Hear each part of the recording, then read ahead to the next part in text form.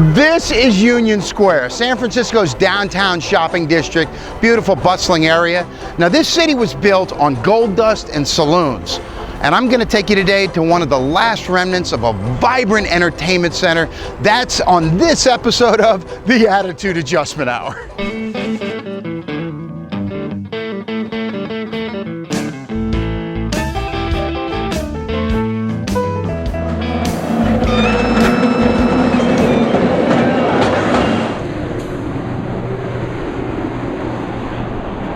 This is Powell Street, Market Street and the cable car turnaround right down there, Union Square right back there, and I'm taking you to a place where locals and celebrities and tourists alike get together to enjoy themselves, listen to music, and have a cocktail. We're going in the Gold Dust Lounge. Come on in.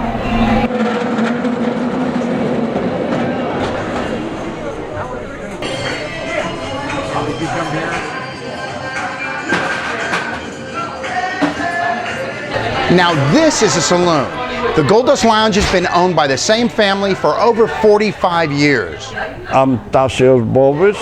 Me and my brother, Jim Bovis, own this place for the last 47 years. Yeah, I'm Nick Bovis. I'm son of Jim Bovis, the owner of the bar here at Gold Dust Lounge. Well, of course, I'm 48 years old, so I was only a one-year-old kid when my dad bought this bar, but they both came over from Greece, you know, with the American dream to own their own business, and they worked at a bar up the street, and they saved every cent they had, and they came down here, and at that time there was like 13 or 14 bars just on the same street, so they had to hustle, you know, work hard.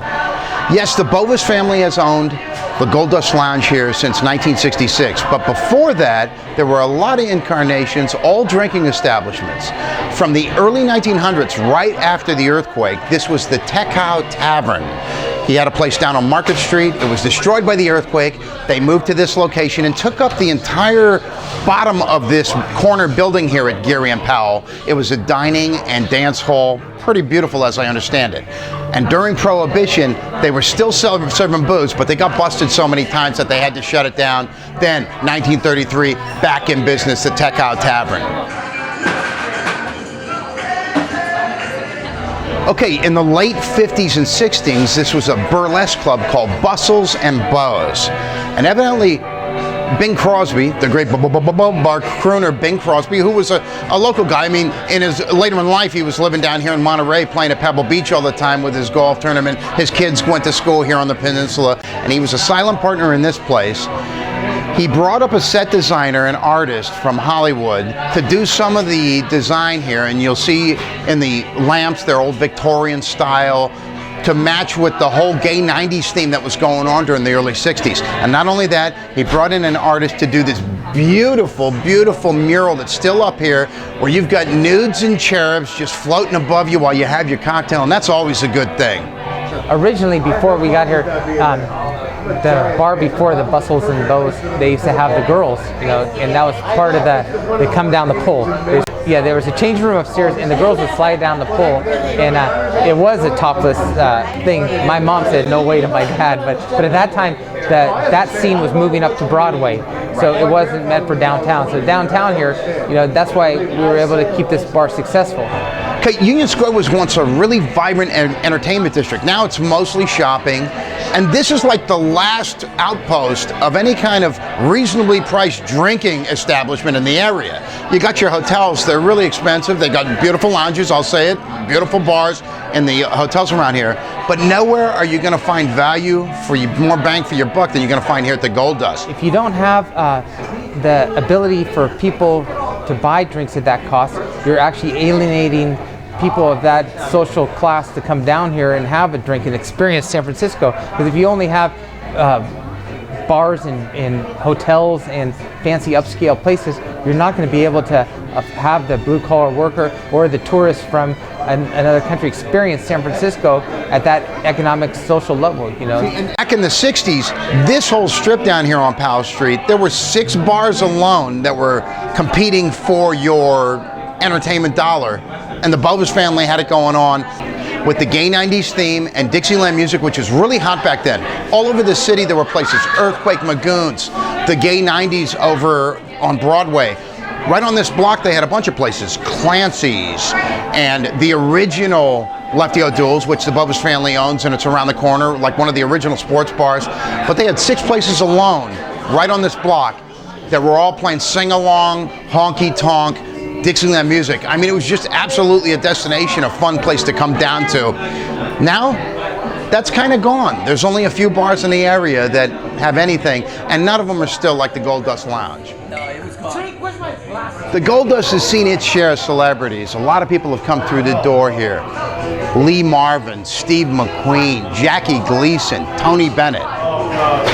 Mingling with the regulars and locals and tourists. Yeah, when I was growing up, my dad would come home with stories every night, you know, because he'd work, originally worked at night, and I didn't see him, and almost every night, and once a week at least, every Sunday night, he'd have a story about someone famous coming in.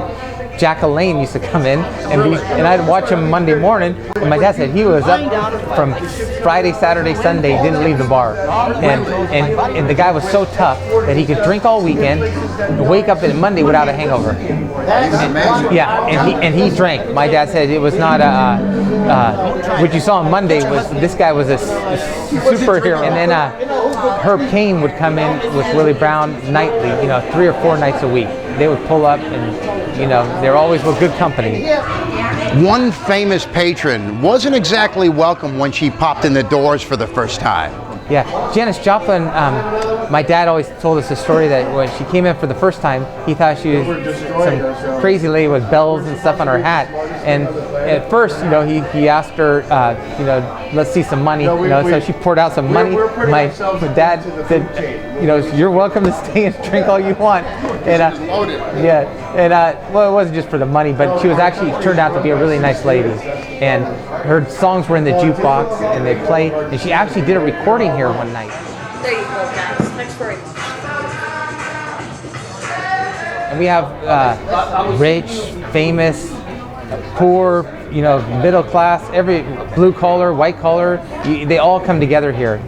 It's not pretentious or where you have to become a club member, you know, to come in, but no one's afraid to come in here. You know, if you go on this side of the cable car to the other side, if you go on the other side, it's you know, $14 for Irish coffee. Here you can get it for $3.50. Tell me how great this is. All right, now folks, my name is Jake Russell. Yes, I'm at the Gold Dust, and I am the world famous bartender. Now I'm going to show you how to make an Irish coffee you will never forget. First of all, you must heat the glass. If you don't, you're out. What's the point of heating the glass there, Jake? Is it just for... Just to keep that coffee nice and warm. When it goes cold, the drink goes cold, and you don't want to drink the rest of it. You'll have 3 of mine and 1 of someone else's, and you won't even finish it. And that's the truth. All right, now here we go. Here we go, baby. Oh, yeah, you idiots. See, I got idiots here, and folks, don't worry about them. Here we go. Now this, they don't have any sugar, so that's why they're idiots. So, yeah. All right, here we go. Now we got that, and then we heat the glass. Then we put in the coffee, a little bit of sugar, coffee, and then we put the Irish whiskey in. There you go. It's a kind of a light pour there, when you say, Jake? Well, this one seems to be a little better. Now, and the other thing that you have to have is real whipping cream. Yes. You have to have heavy whipping cream, and you have to blend it, and you don't blend it too much. If you do, it's going to be too thick. It's got to be just perfect. That's why I'm the bartender. Yes. Yeah, please. All right. Now, as you can see, I can't get over here to whip the cream, so I'll try this out, but I know it ain't gonna work. There you go. Now it's whipped just perfect. Oh, what a beautiful, a masterpiece. I want to dive in and swim. This is, my friends, this is the best it gets right here at the Gold Dust. All right. So the fire bell was a donation. It's old, from the old horse and buggy fire days, and the only way you can get them to ring it, $5 tip. You hear that bell go? Oh, I gotta show that $5. Yeah, the fiver. Here's a $5 for you, dearest. Thanks. And For you. Oh! Oh man, that's an amazing Irish coffee there, Jake. Beautiful thing. And they make a great Bloody Mary. They have a special on champagne. But I'm telling you, this rivals any Irish coffee I've had. It used to be the norm, but now the Gold Dust is the exception. This bar has an in-house live band 7 nights a week.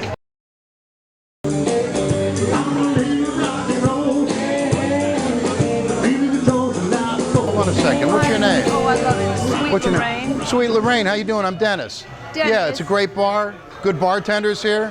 Yeah, well, Possibly one of the best. Oh, we love What him. brought you in here? We're going to see Mamma Mia. Oh, Mamma Mia. Mamma Mia. Oh, You Italian? Well, parts, Italian. You going to sing with me? Don't sing the song. Okay. It was just one of those things. Oh, Jesus, I sound great. That was beautiful. After It's no Mamma Mia, but what do you do? It was just one of those fabulous flings. A great time at the Gold Dust. Keep it alive. We need it. Oh, that's Go for nice. it. Oh, beautiful. Thank you. That was lovely. Thank you. Enjoy your show, huh? Beautiful. So the Gold Dust Lounge is currently in a fight for its life. After 47 years here at this 247 Powell location, they've been handed eviction papers from the landlord to be replaced by who knows what. Some say a pharmacy, others say a clothing store, some say a stairway to another store. You know, they talk about the cable car stroll. You walk from the turnaround to Union Square. That's one of the most famous walks, besides going down Lombard, you know, that thing. But in San Francisco now, when you walk up cable car stroll from the turnaround to the Union Square, there might be two things left from the original walk. I know I love my Starbucks coffee, but come on, you know, walk up the street, what are you gonna see? They extended the sidewalk so that people could, you know, there's no parking along there, so you can enjoy the walk up. But now what is there? You can buy a camera store, some modern cupcake shop or something. Come on. I mean, why do you need more of the same? Pretty soon, San Francisco is going to be a box store with no roof. You know, it'll be a shopping mall, but it'll be open, no top on it. But right now we have over 9,000 people calling here, Facebook and all that. We have to stand up and fight a little bit for them too, you know. We are native San Franciscans, and we're proud to be in the Gold Dust. Yeah, we love it. My name is Anton Gomes. Very fortunate to live in beautiful San Francisco my whole life. I'm here on Powell Street at the Gold Dust Lounge, a place that I frequent very often. Very fond of this bar. There's no place like it. You know, so many things have been eliminated from our city that have been here, that have history and just are San Francisco, and this is one of them. And we need places like this where, you know, people from France and Spain and Europe and the tourists who actually come to our city and do the shopping here, they stop in here and they have a drink. You don't eliminate things that are successful. You eliminate things that are not having success, and this is not one of those places. This place thrives. This place does well, and it's a cornerstone of our city. It has history and things that people who are from here really appreciate. So if you're watching this and you're one of those who believe this place should be gone, you're sadly mistaken. It will be a damn shame to see a place as legendary as the Gold Dust go away and to be replaced by who knows what. This is unique. But the Bovis family, they're fighters, and their patrons, they're going to hang on, and they're going to do what they can do to hopefully stay here in this location and keep entertaining generations and generations to come. Fingers crossed for them. You can catch the show either at aahour.com or on Facebook. Look for AA Hour. You can follow me on Twitter. I'm Den Cruz, DENCRUZ, all one word. And I love your feedback and suggestions. Email me at aahour@yahoo.com.